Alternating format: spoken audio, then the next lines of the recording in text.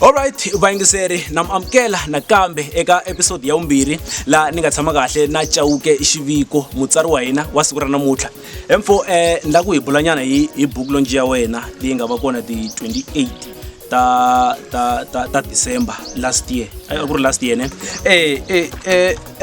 Lexi xi nga cinca u nga twa xi cincini ka community eka vantshwa. Swi va hlohloteli swilo leswi. Launch liya yingendleka hi 28 December 2019.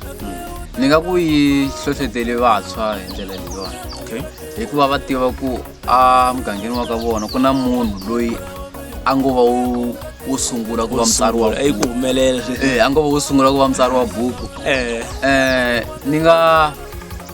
Ni nga tivi ku va vi na ku navela ku na vo va nga va kha va la ku humesa buku na vo tala va vona. Okay.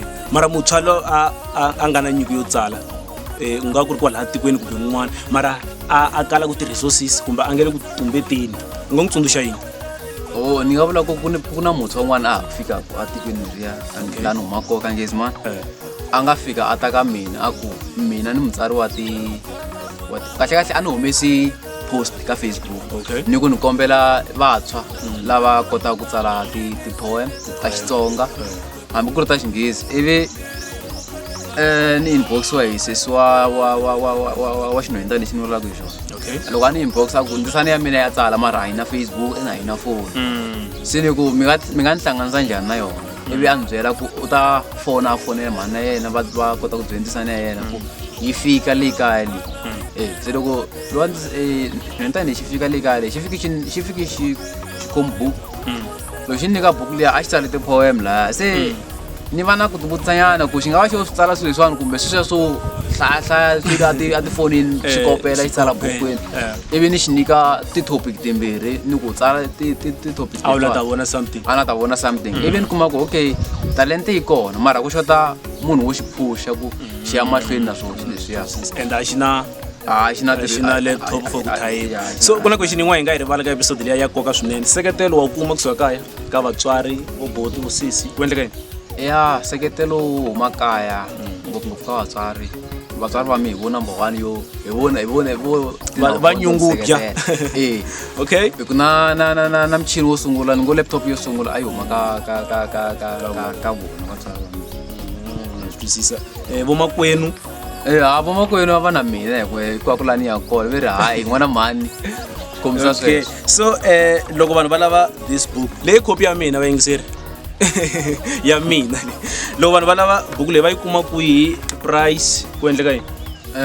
Mina ni va na kateko kuma ni ngo i ti-agent kumbe ti-sponsor leti ti nga a ti ta kota ku ni pfuna ku ni yisa ka ti-bookshop na kun'wana na kun'wana. Se ni va ti vona laha xopeni lava va yi tshamisiwa.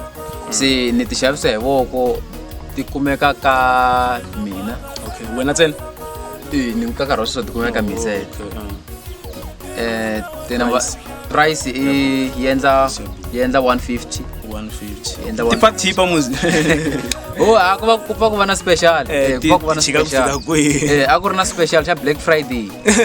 Xa ku expire at all. A ku na special Black Friday. Se sweswiwani xi heli special unfortunately. Yi endla 150 copy.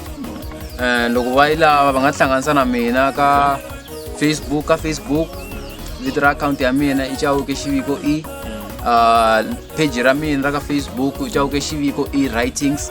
Okay. The number phone ta WhatsApp or text message va nga ni kuma ka 082 369 7332 kumbe 083 749 0996. Alright. Loko va nga twangi va ta hlesenyana ndla. So kuna question yin'wana yi ntelaka la a wu tshama u navela ku tsala drama like yi humelela yi actiwa hi vanhu ku va na tikhamera va ku drama leyi tsaliwe hi Chauke Xiviko? Yaleyo milorho ya mina. Yin'wana ya milorho ya wena? Ku tsala drama swilo leswi ni swi navelaka ka rin'wana ra masiku loko no kuma nkarhi ni tshama hansi ni nga yi tsala drama ni yisa ka vanhu lava nga fanela kumbe ni nga rhanga ni yi tisa ka Ripfumelo Studios ni hlela mi vo ku hi nga yi huma njhani. Oh hayi that's twisisa okay mara timo hetelela eka vaseketeri va wena kumbe vaseketeri va Mgeu the Junior Channel mo hetelela eka ri songa A ni ta ku ka vaseketeri va mina mi nga yingiseli marito mo huma ka vanhu lava va nga twisisiku talenta ya n'wina. Hi ku obvious lava nga twisisiku talenta ya n'wina va boheka ku oppose direction leyi n'wi fambaka hi. And sometimes vanhu vo loloha a ni ta ku ti associate na vona ku va mi komba vumunhu mara mi nga take pace ya vona hi mhaka ku yi ta mi theseni laha. No ni ku khensile mfo ku va u xiximi xirhambo u ta fika haleni a Ripfumelo Studios eka Mgeu the Junior Channel leswi va swi tisiwaka wena muyingiseri i King Micah Television ni mu khensile.